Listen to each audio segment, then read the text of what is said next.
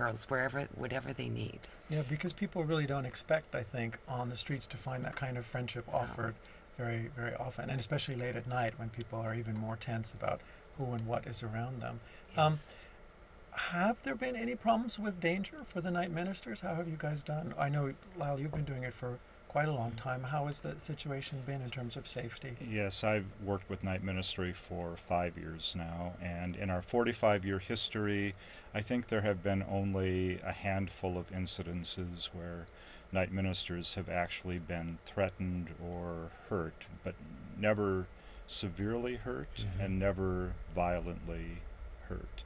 So sometimes people just become afraid of our presence as well, because in their mind perhaps we represent something that is frightening for them and they don't want us there, or they think that we're going to be challenging them or trying to change them or make them something other than they are. And so they react out of their fear without really knowing that we really don't have that as an agenda. We just want to be there. And we also don't force people to talk with us, you know, and so we basically walk down the street and wait for eye contact. And if someone makes eye contact with us, then we can proceed in a conversation, and maybe it's just pleasantries. Hi, how you doing? What are you doing out tonight? But then sometimes those pleasantries lead to a more serious conversation. And we will talk with anyone. It's not just people who have a Christian orientation in their faith. We have many people who are Muslim or Jewish or identify as Buddhist or agnostic. So it's really a very accepting approach. That's Well, it looks like we have a caller now, so let's see what the caller has to say. Hello, you're on the air. Do you have a question for us? Yeah, I'm seeing television right now. Say again? And I need just like a couple of things. My mind don't go, but somebody disturbance, like really I was going 30 more years in church. Now I attend to new church, and somebody say so. I can tell all about, but I just giving. I get released. My mind come back. Well, thank you for that comment. Let's go back to the details then. So it's basically a ministry of acceptance. I know Tom was telling me that there's a sort of this general principle which you mentioned again about just providing witness to people. What kinds of things have you witnessed, or what kinds of experiences have you witnessed where people really didn't want anything from you but just to know that you were there and there with them?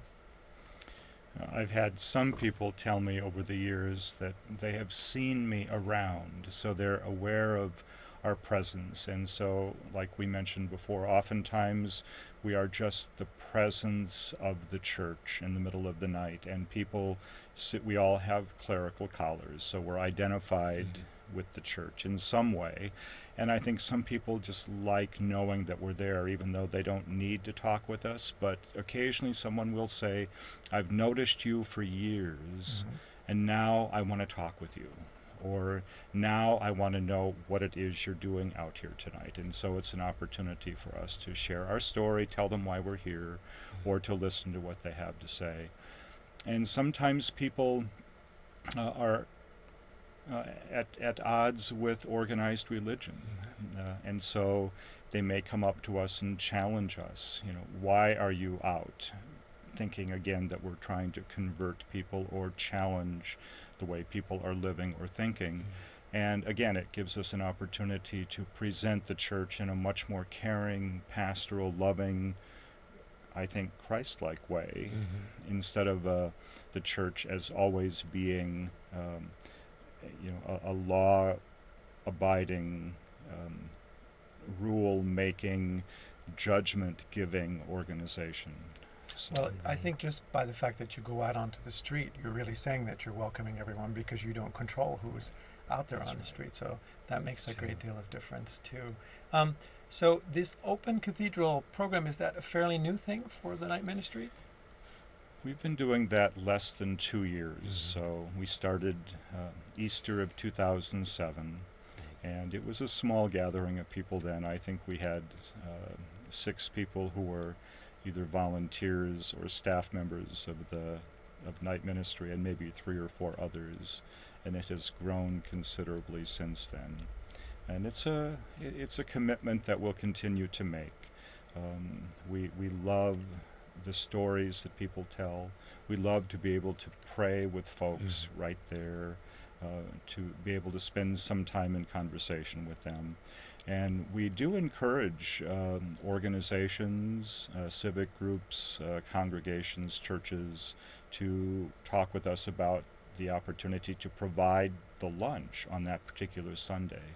We have a number of organizations, everything from a group of students at San Francisco State to a number of congregations in San Francisco and Alameda County that have regular Sundays, and they're always there with a group of people. Sometimes they bring their Sunday school kids and they can sing for the groups that we have. Sometimes they're just there to provide a little extra assistance in handing out food. But it's an interesting gathering of people, all kinds of folks. And can I say something too, Peter? It's I love Open Cathedral, and we truly are becoming like this family, and we are a family. We're getting a lot of regular people, our brothers and sisters who go regularly and who really look forward to being there, to being part of it. Some of them play deacon, or they help us serve food. There's many of them who just can't do enough, and that's, I think, sometimes it's just something stable in their life, and they know that rain or shine, it doesn't matter how windy or how freezing it is out there, right on Leavenworth and McAllister. That's where we are on the corner. We're always going to be there at 2 o'clock, and it's a community, it's a family. So where would you like to see the night ministry go in the future? What kinds of programs would you like to institute, or how would you like it to develop? We're thinking about a second location for an open cathedral, and until we know exactly where that's going to be, I won't say, but there are a couple of other parks or open areas in the city that we think might be perfect. So for either a second or third open cathedral. We would love to be able to recruit more volunteers for our crisis telephone line. Right now we have at least 1 person every night, sometimes 2. We would love to have 2 people on every night, because the number of calls that we're getting has almost doubled in the last 5 years. And so we would just like to be able to take a little more time with each caller, rather than say, okay, now you've had your 10 or 15 minutes and we need to move on to someone else.